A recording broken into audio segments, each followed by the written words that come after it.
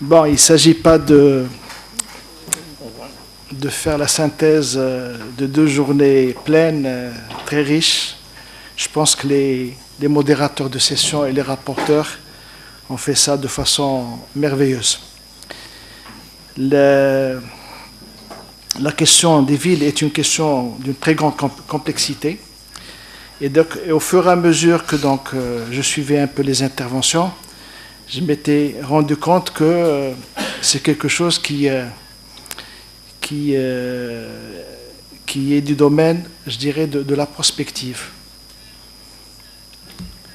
Parce que, et ça me donnerait un peu l'occasion peut-être d'expliquer ce qu'on fait ici. Je ne sais pas s'il y a une intervention là-dessus. Je pense que de par un peu cette complexité-là, donc il y a plusieurs dimensions qui interviennent. On les a vues. Il y a des dimensions écologiques, des dimensions économiques, des dimensions, je dirais, liées au lien social. Donc il y a toute une multitude de dimensions. Il y a un grand nombre d'acteurs. Et il y a une approche dynamique qu'il faudrait faire. Et tout ça, c'est du domaine, je dirais, de la prospective. Et ça coïncide réellement avec ce que nous voulons, ce qu'on est en train de faire, d'ailleurs, à l'échelle d'un pays, qui est le Maroc. À l'IRES, je n'ai pas eu l'occasion de présenter l'Institut à la séance d'ouverture, parce que je ne voulais pas prendre beaucoup de temps là-dessus. Mais l'Institut royal des études stratégiques est un institut donc, qui a 2 missions très importantes. C'est-à-dire qu'il y a une mission d'études, ce qu'on appelle nos IRES Think Tank, avec 4 programmes. Un programme lien social, un programme changement climatique et un programme compétitivité globale. Donc, pratiquement toutes les problématiques du pays peuvent être intégrées à l'un des programmes, sinon à l'intersection entre 2 programmes. Je prends par exemple la question de l'économie verte. L'économie verte, c'est à la fois, on la voit dans le cadre du programme changement climatique, parce qu'il y a des opportunités. Le changement climatique, ce n'est pas seulement des risques, mais il y a aussi des opportunités. Et l'économie verte, on la voit dans le cadre d'une meilleure compétitivité d'un pays. Donc, ça, c'est un peu notre première mission. Et dans la réalisation de ces programmes se font à travers des équipes pluridisciplinaires. Et donc, nous avons pratiquement la même approche que l'Association internationale des sciences régionales, c'est des équipes multidisciplinaires. C'est quelque chose qu'on a expérimenté et qui marche très bien. Quand on a un groupe qui est composé d'économistes, de politologues, de sociologues, d'anthropologues, etc., le regard croisé et le fait que chacun essaie de voir le problème de son côté, ça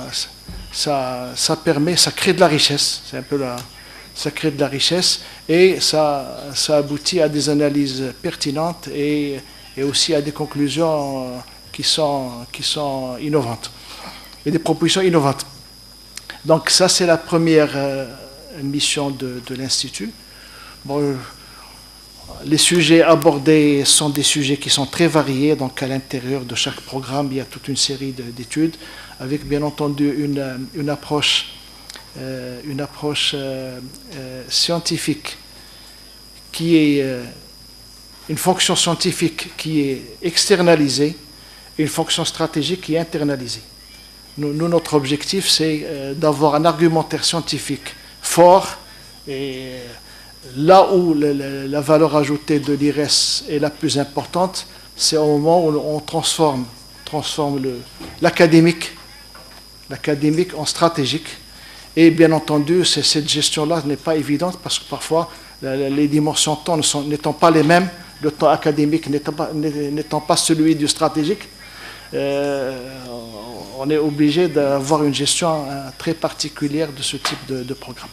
La deuxième chose, c'est ce qu'on appelle la veille stratégique. Les programmes sur lesquels on travaille sont des programmes, je dirais, à la commande. Et c'est une mission où on a essayé d'intégrer un peu toutes les dimensions auxquelles ont abouti deux catégories d'études. D'abord, tout un programme d'études qui a duré pendant 3 années, c'est entre 2003 et 2005, qui avait pour objet de faire un bilan du Maroc sur 50 ans, donc depuis l'indépendance jusqu'à 2005, avec également la mission de tracer des perspectives à l'horizon 2025.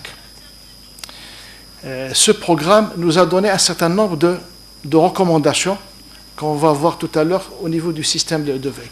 Deuxième type de travaux qui ont permis de monter le système de veille, c'est une analyse SWOT.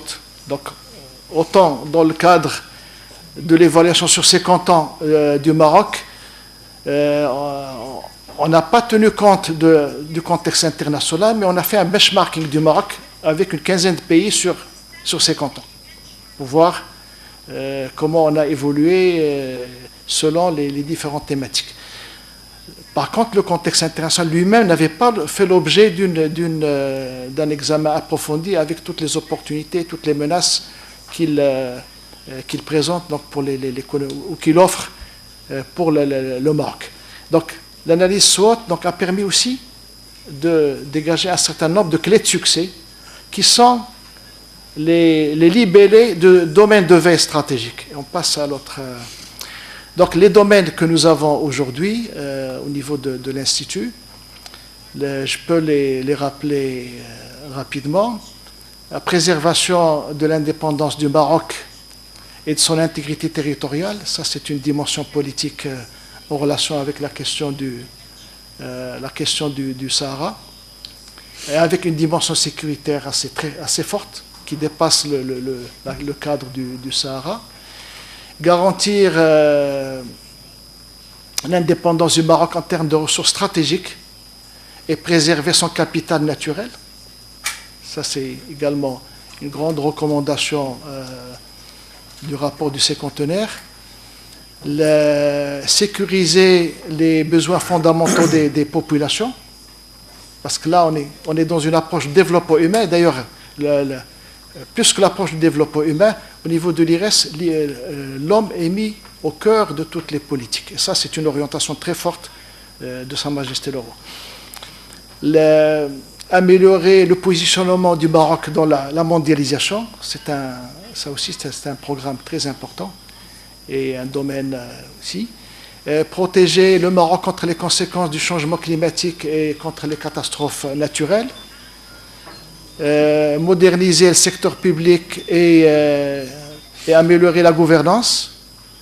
Ça, c'est une recommandation du rapport du cinquantenaire. La question des migrations, suivre les migrations internationales. C'est là où il y a la question de la migration subsaharienne, de la migration climatique. Mais on a ajouté une autre dimension, c'est que nous sommes aujourd'hui en train de mener une étude au Maroc. C'est la première fois qu'on travaille directement, qu'on mène une étude en association, en partenariat et dans le cadre d'une convention avec un département ministériel. C'est l'étude en cours sur la stratégie d'immigration. La stratégie d'immigration. Il y a la question aussi du développement territorial, réussir le développement territorial. Là, toute la problématique de la ville, elle est là-dedans. En fait, la problématique de la ville, on peut continuer, progresser en direction de la société du savoir, comprendre les évolutions sociétales. Comprendre les évolutions sociétales, on a écrit comprendre les évolutions sociétales, les mutations sociétales, parce que on considère que, et c'est là où l'IRES n'a pas, je dirais, est sorti de son cadre de travail habituel. On a fait de la recherche, alors que notre statut, notre texte de création ne nous demande pas de faire de la recherche scientifique. On l'a fait, parce qu'on a trouvé qu'au niveau de l'université, il n'y a pas eu suffisamment de travaux là-dessus. Et donc on a même fait des enquêtes sur le lien social et qui aujourd'hui nous donne réellement une radioscopie de la société marocaine. Donc la ville, pour revenir à la ville, depuis quelque temps, on réfléchit sur cette question de la ville. Et on ne sait pas comment l'aborder. Pourquoi ? Parce qu'on ne veut pas faire des choses qui sont faites par les départements responsables. L'IRES, depuis sa création, a toujours eu des orientations par son comité d'orientation pour aborder les questions transversales, réellement les questions transversales qui ont un impact sur la trajectoire du pays. Donc avec l'INO, on a tenté plusieurs expériences pour voir réellement quels sont les sujets sur lesquels on peut travailler en commun. La dernière approche en date, c'était la question de la gouvernance. La gouvernance, comment améliorer la gouvernance dans le milieu urbain, d'autant plus que la gouvernance locale était un des nœuds du futur du rapport du cinquantenaire. Donc on a beaucoup insisté là-dessus. Hier, en discutant avec le ministre chargé du secteur, je lui ai dit, il y a cette proposition-là, mais moi je trouve qu'il y a une autre proposition qui me paraît être plus pertinente que la gouvernance. On connaît, sans faire le diagnostic au sens le plus scientifique du terme, on connaît où le bas blesse.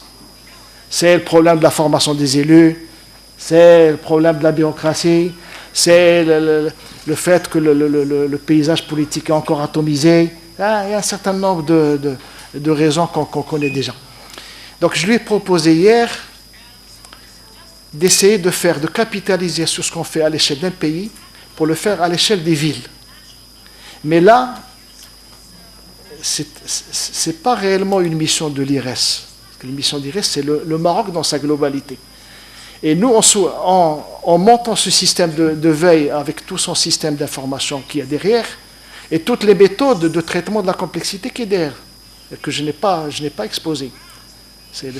C'est l'approche heuristique, c'est l'analyse du contexte international, le contexte régional, le contexte national, la prospective stratégique, c'est-à-dire le SWOT, quelles sont les opportunités, quels sont les risques, les menaces, les forces et les faiblesses, bien entendu, et puis toute l'approche de prospective opérationnelle pour dégager des pistes communes à un certain nombre de systèmes qui sont à l'intérieur. Parce que ce que vous avez ici, c'est les domaines.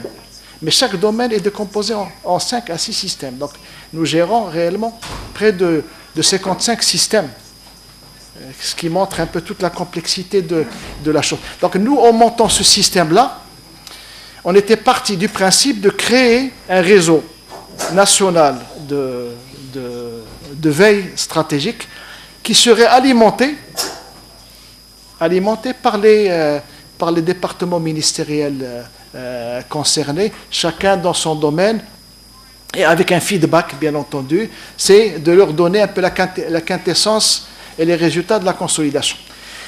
Donc, aujourd'hui, ensemble s'acheminer vers plutôt cette approche de veille stratégique à l'échelle des villes, d'autant plus que le moment est opportun aujourd'hui pour passer, comme l'a dit le ministre hier, d'une politique de rattrapage urbain à une véritable politique des villes.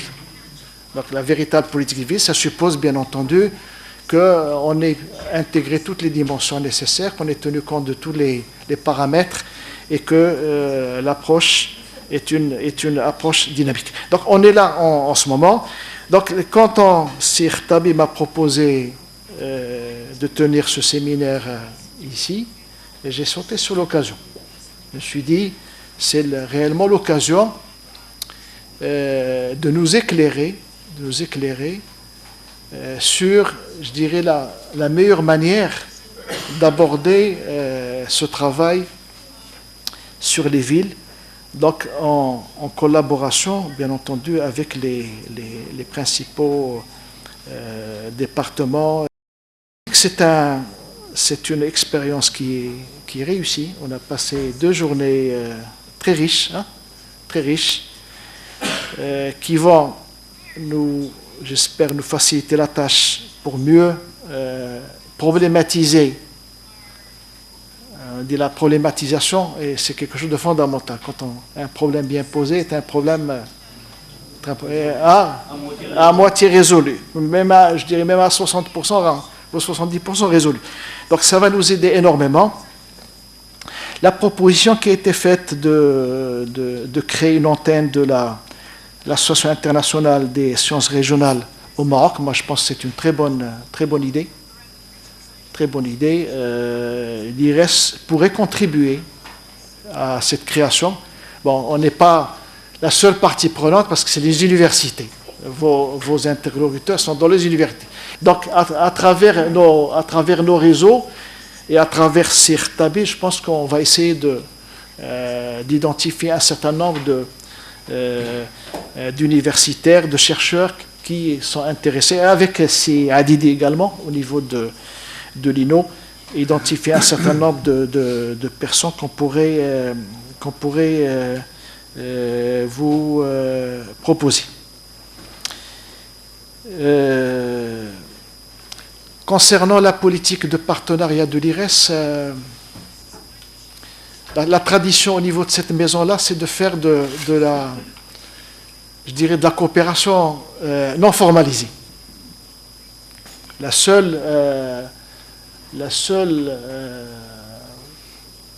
seules conventions qui nous lient aujourd'hui, c'est avec l'université Qadir Iyad de Marrakech. Bon, on l'a fait, là aussi, c'est un cadre de coopération plus qu'un réellement. Il n'y a pas un programme détaillé sur lequel on travaille ensemble, c'est un cadre de coopération. Et aujourd'hui, avec le ministère chargé des Marocains à l'étranger, avec le conseil super consultatif donc de la communauté marocaine à l'étranger, là on a un partenariat pour une étude qui va non seulement élaborer une stratégie, mais aussi essayer de la décliner en plan opérationnel. Donc, malgré ce fait-là, on est disposé à accueillir à notre séminaire de l'Association internationale quand vous voulez. Ce qu'il faudrait, c'est qu'il soit réellement préparé, comme celui-là.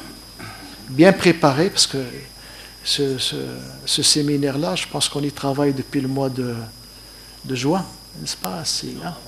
Sinon avant, mais le juin, et le programme n'a pas été évident. Il a tellement changé, même les derniers jours, au point on n'a pas pu le donner à l'éditeur. Il est resté sur papier.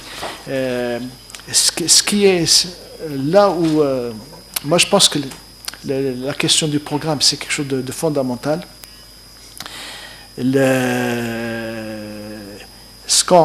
À travers un peu cette collaboration, ce qu'on cherche, c'est un éclairage de spécialistes internationaux, mais autour de nos problématiques. Je crois, et c'est ce qui a été fait, lors de ce séminaire-là. La plupart des interventions sont restées pratiquement dans les problématiques nationales. Donc voilà ce que j'avais à dire. Pour conclure, donc, je voudrais remercier tous les intervenants, tous les participants, tous les rapporteurs, tous les modérateurs. Je voudrais remercier très particulièrement, je dirais, la cheville ouvrière ou le noyau dur de cette manifestation, qui sont M. Peter Nijkamp, Mme Kaïma Kourtit, CIRTABI, Madame Raissi, qui est mon assistante et qui est chargée d'organisation à l'Institut, et toute l'équipe support, parce qu'il y a derrière ça, il y a toute une équipe support qui s'est mobilisée pour réussir cette intervention, ce séminaire. Pour ce qui est des présentations, je pense que depuis hier soir, nous avons toutes les présentations sur le site web de l'IRES. Donc vous pouvez rentrer. On a à la fois les présentations, mais on a même les reportages vidéo. Les reportages vidéo de la manifestation. Ce que je voudrais, c'est qu'on puisse sortir un peu les actes de cette rencontre. Et là, donc, je vous demanderai de nous faire parvenir, si Khatabib, par exemple, ou à l'IRES directement, vos présentations, peut-être en 5 pages, 5 pages chacune, mais des présentations orientées politique publique. Oui, plus que approche, je dirais, scientifique, plus orientée politique publique. Et l'IRES se ferait un grand plaisir d'éditer les actes de cette conférence dans la langue que les différents intervenants ont utilisée. Voilà. Je pense que j'ai été trop lent par rapport à ce que je devais dire initialement. Mais la présentation de l'Institut je pense qu'était importante à faire. Merci.